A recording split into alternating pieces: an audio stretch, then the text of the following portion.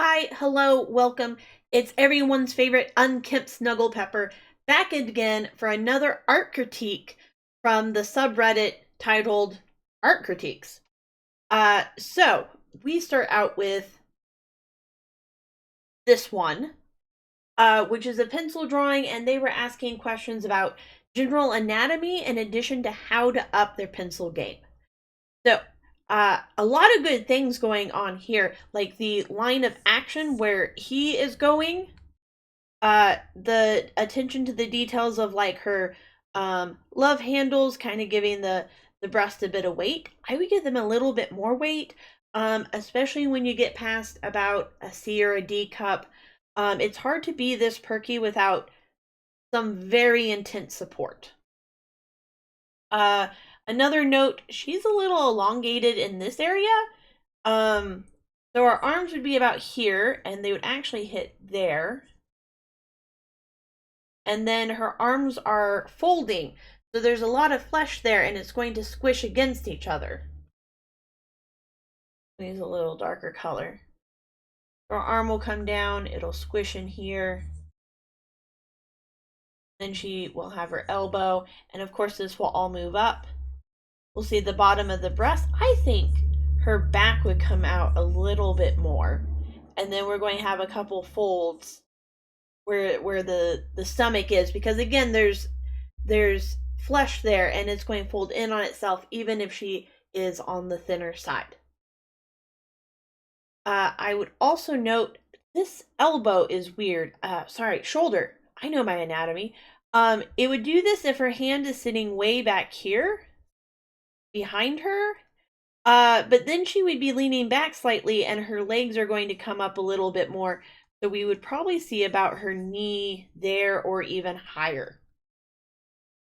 I would personally put it somewhere about like that. It's of course a pretty thick sketch. Her elbows coming in like this.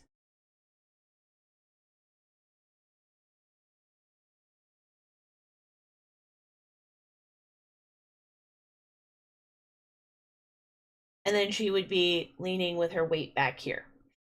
So a note on the pencil game, and I'm going to go kind of two directions, but there's a general start with it. Number one, I would get some art pencils, a nice set. You can get a set at Walmart or Target. Usually they carry generals, which are pretty good. You're going to find that you have H's and B's. With an H, it means the lead is hard. The harder the lead, the lighter the mark, and the higher the number, the harder the lead. With B's, it's the opposite. B's are generally soft. The higher the number, the softer the lead. The softer the lead, the darker the mark. So I would start your sketches with probably like an H6. That's going to be pretty light. And then for shading, like his shorts, I would go with about where they switch over. I would use like an H2 or an HB or a B2 to kind of get that general shading down. It also helps to use a sketchbook. This looks like it came out of a sketchbook. A toothier paper is going to hold pencil a little bit better. The next thing I would do is get either tortillons or which are the paper blenders, or you can also use an old t-shirt. And what that is going to do is allow you to kind of blend out these marks and create like a flat wash of shadow. Now after you blend this all out, you'll of course go in with a darker pencil.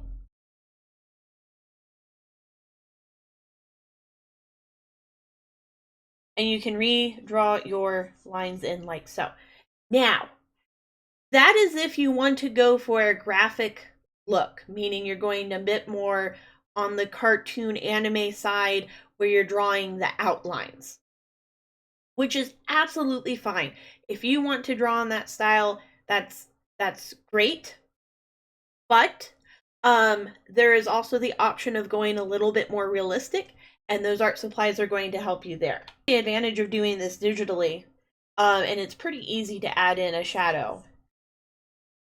But rather than using lines to define form, you can start using shadows and highlights to define form.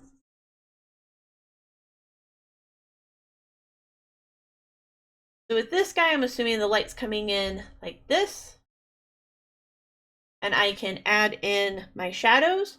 I'm going to assume he has a light colored t-shirt on. So I'm not going to shade it too dark.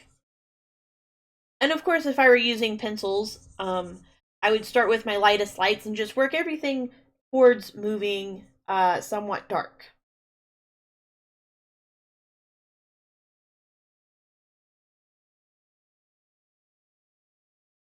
So since this is light, you did take a good picture of this, but I assume you're using white paper, so we'll get those highlights put in.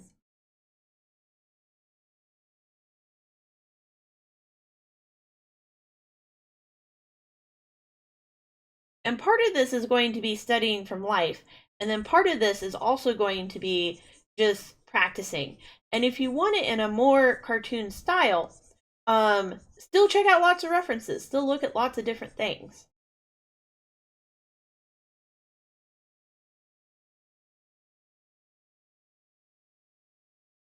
But being able to add those shadows and then blend them out is going to give you a bit more edge on your pencil game.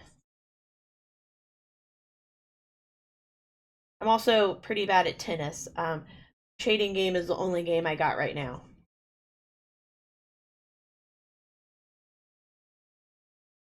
Because right now you're doing this is only one piece. I don't know how other things look.